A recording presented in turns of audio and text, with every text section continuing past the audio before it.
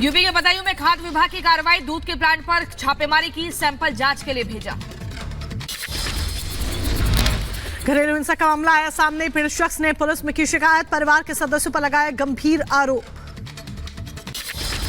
Money laundering के आरोपों पर पेटीएम का इनकार, कहा हम विदेशी मुद्रा नियमों की जांच या उल्लंघन की रिपोर्टों से इनकार करते हैं। नए क्रिमिनल लॉ को समझने के लिए पुलिस ने शुरू की पढ़ाई, 4 अलग अलग ट्रेनिंग सेंटर्स में चल रही पढ़ाई। पहले बैच में 8,800 पुलिस वालों की मार्च तक ट्रेनिंग, दूसरा बैच मार्च से ही होगा शुरू। मध्य प्रदेश के देवास में ऑनलाइन गेमिंग वेबसाइट के घोटालेबाज जाकिर पठान के घर और कैफे पर चला बुलडोजर, हाट पिपलिया इलाके में ढहाई गई अवैध संपत्ति।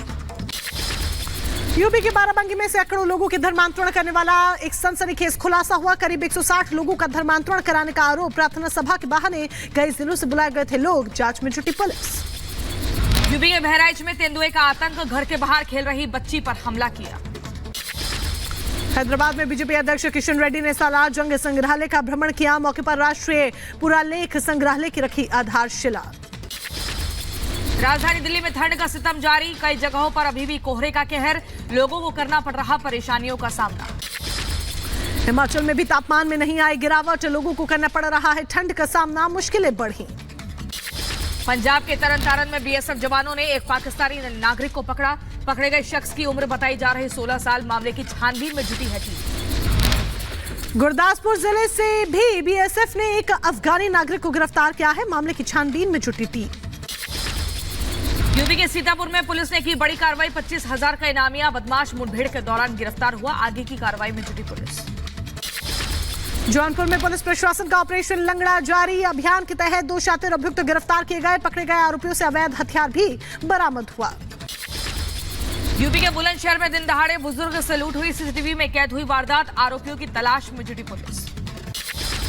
यूपी के गोंडा में लेखपाल का रिश्वत लेते वीडियो वायरल हुआ, जमीन की पैमाइश के नाम पर मांगे थे 10,000 रुपए।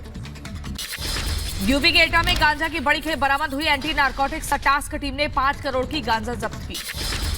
उत्तर प्रदेश के अंबेडकर नगर में हत्या के आरोपियों को उम्र कैद की सजा, कोर्ट ने दोनों पर 50-50 हजार रुपए का लगाया जुर्माना। यूपी के ग्रेटर नोएडा में पुलिस और बदमाशों के बीच मुठभेड़, बदमाश सुंदर भाटी गैंग का सदस्य सुमित मुठभेड़ में घायल हुआ, पिस्टल, हथियार और लग्जरी गाड़ी बरामद हुई, 6 से ज्यादा मामलों में तलाश थी। उत्तर प्रदेश के जौनपुर में रास्ते को लेकर विवाद हुआ, दोनों गुटों में जमकर मारपीट हुई है। विवाद का वीडियो सोशल मीडिया पर हो रहा वायरल, पुलिस ने केस दर्ज कर 3 लोगों को किया गिरफ्तार। यूपी के रायबरेली में दबंग ठेकेदार पर सिपाही को पीटने का आरोप, बुरी तरह मारपीट में सिपाही गंभीर रूप से घायल हुआ, इलाज जारी। ठेकेदार रुपेश सिंह की गाड़ी हटाने को लेकर विवाद हुआ था। राजस्थान के भिलवाड़ा में बीजेपी नेता पर गोलीबारी मामले से नाराज लोगों का जिला कलेक्ट्रेट पर प्रदर्शन, गोलीबारी में घायल राजू दरोगा के परिजनों ने कलेक्ट्रेट गेट पर चूड़ियां बांधकर जताया विरोध। मध्य प्रदेश के दमोह में कोतवाली में हंगामा, हेट स्पीच देने वाला मुख्य आरोपी समेत 3 लोगों को पुलिस ने गिरफ्तार किया, सभी को जेल भेजा गया। मामले में 40 अज्ञात लोगों पर केस दर्ज हुआ, मजिस्ट्रियल जांच शुरू। उत्तर प्रदेश के रायबरेली से 5 करोड़ का गांजा बरामद हुआ, 2 तस्करों को गिरफ्तार किया गया। डीसीएम के जरिए छत्तीसगढ़ से लखनऊ लाया जा रहा था गांजा।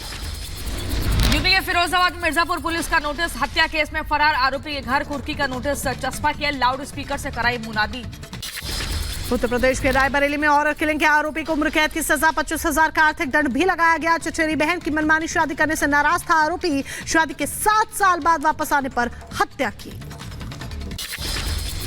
यूपी के बुलंदशहर में युवती की गोली मारकर हत्या, प्रेमी ने खुद को भी गोली मारी, युवती का रिश्ता कहीं और होने से नाराज था आरोपी, जांच में जुटी पुलिस और फॉरेंसिक टीम। उत्तर प्रदेश के इटावा में एक बड़ा हादसा हुआ है, सिलेंडर फटने से घर में लगी आग, हादसे में 3 मासूम झुलस गए।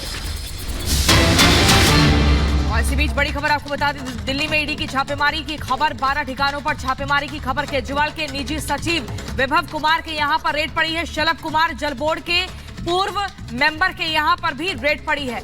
कुल मिलाकर ये 12 ठिकाने बताए जा रहे हैं जहां पर ईडी की टीम पहुंची है, लगातार छापेमारी कर रही है। आप नेताओं के घर पर ईडी की रेड पड़ रही है, आप नेताओं की मुश्किलें भी यहां पर बढ़ती हुई दिख रही है, क्योंकि एक एक करके ईडी की टीम 12 ठिकानों पर पहुंच रही है।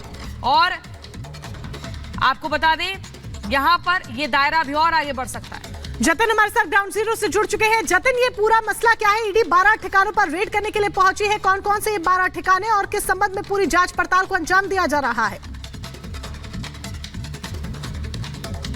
आज बिल्कुल देखिए, मनी लॉन्ड्रिंग का ये पूरा मामला बताया जा रहा है। पीएमएलए के तहत ईडी ने इस मामले में जो एफआईआर है वो दर्ज की थी और बताया जा रहा है कि तकरीबन 12 लोकेशंस पर ईडी अभी रेड कर रही है, जिसमें विभव का नाम शामिल है जो कि अरविंद केजरीवाल के पर्सनल सेक्रेटरी हैं। साथ ही जल बोर्ड के जो मेंबर रह चुके हैं शुलभ, उनके यहां पर जो है वो रेड कंडक्ट की जा रही है और इसी तरीके से तकरीबन 12 ऐसी लोकेशन है जहां पर रेड कर रही है। हालांकि इनिशियली ईडी का ये कहना है कि ये अभी तक एक्साइज पॉलिसी से जुड़ा मामला नहीं है, बल्कि एक दूसरा मामला है जिसमें करोड़ों रुपए की ट्रांजैक्शन की गई है। और जिस तरीके से जल बोर्ड के पूर्व मेंबर को लेकर उनके घर पर रेड की जा रही है, तो संभवतः इस बात के क्या ज्यादा लगाए जा रहे हैं कि जल बोर्ड के किसी घोटाले को लेकर ईडी ने इन्वेस्टिगेशन शुरू की थी और उसी इन्वेस्टिगेशन को देखते हुए अब ये रेड जो है वो की जा रही है। हालांकि सोर्सेज का ये भी कहना है कि पीएमएलए मनी लॉन्ड्रिंग के चलते ये पूरी इन्वेस्टिगेशन ईडी कंडक्ट कर रही है। हालांकि इसकी टाइमलाइन पर जब आप देखेंगे तो अभी कुछ देर बाद आतिशी ईडी पर एक बड़ा खुलासा करने वाली है, लेकिन उससे पहले ईडी ने तकरीबन 12 लोकेशंस पर रेड की है।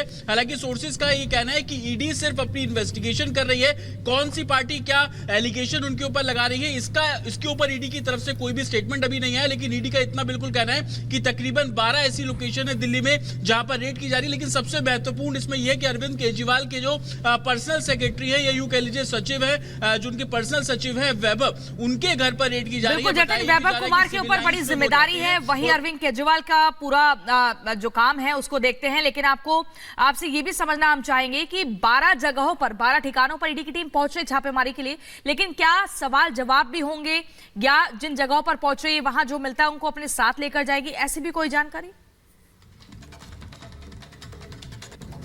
आज बिल्कुल देखिए, अभी बहुत जल्दी होगा किसी भी कंक्लूजन पर पहुंचना है, लेकिन ईडी की टीम यहां पर पहुंचे तो जाहिर सी बात है कि वहां पर सर्च ऑपरेशन किया जाएगा। सर्च बेसिकली कि कितना कैश फ्लो उनके पास से मिलता है या वो कोई भी इलेक्ट्रॉनिक गैजेट्स का इस्तेमाल कर रहे हैं, चाहे वो कंप्यूटर, लैपटॉप, उनके फोन, उसको खंगालने की कोशिश करेगी। और प्रीवियसली हमने जितनी भी ईडी की रेड्स देखी थी उस रेड्स में सब लोगों ने ये देखा कि जो ईडी की टीम है वो अपने साथ टेक्निकल सर्विलांस भी लेकर पहुंचती है, ताकि वहां पर मौजूद जितने भी इलेक्ट्रॉनिक डिवाइस है उनको खंगालने की कोशिश की जा सके। क्योंकि आजकल जितनी भी ट्रांजैक्शन है वो डिजिटली खास तौर पर की जाती है और जो भी डाटा स्टोर किया जाता है या तो मोबाइल या लैपटॉप या कोई भी आईपैड वो यूज कर रहे होते हैं उस बेसिस पे किया जाता है। तो संभवतः अगर कुछ क्लूज वहां पर मिले हैं या कुछ सबूत वहां से ईडी कलेक्ट करेगी तो उसको अपने साथ बिल्कुल लेकर जाएगी। लेकिन अब से कुछ देर पहले ही ईडी की टीम वहां पर पहुंची है, तो वहां पर जो सर्च ऑपरेशन है वो किया जा रहा है। और जिस तरीके से ये पूरा घोटाला, चाहे हम एक्साइज पॉलिसी की बात कर ले, इस पॉलिसी में इन लोगों के कितने इन्वॉल्वमेंट है, तो वो भी अब ईडी इस पूरे मामले को एक तरीके से जांच करती हुई नजर आ जाएगी। क्योंकि कहीं ना कहीं आम आदमी पार्टी के ऊपर आरोप काफी सारे लग रहे हैं, काफी सारे मनी ट्रेल को लेकर आरोप लग रहे हैं। और यही कारण है कि चाहे आप मनीष सिसोदिया को देख लीजिए, संजय सिंह को देख लीजिए, उनको जमानत नहीं मिल पा रही है, कोर्ट से राहत नहीं मिल पा रही है। लेकिन ईडी का साफ तौर पर कहना है कि उनके पास जितनी भी फाइंडिंग्स अभी तक हो रही है, जितने लोगों के वो स्टेटमेंट ले रहे हैं, उन स्टेटमेंट के आधार पर जो कार्रवाई है वो साफ तौर पर की जा रही है। और उसी स्टेटमेंट को देखते हुए तमाम जो काम है वो साफ तौर पर ईडी करती हुई नजर आ रही है। और यही वजह है कि ईडी का जो सर्च ऑपरेशन लगातार बन रहा है। इस खबर पर हमारी नजर बनी रहेगी छोटे से ब्रेक के साथ।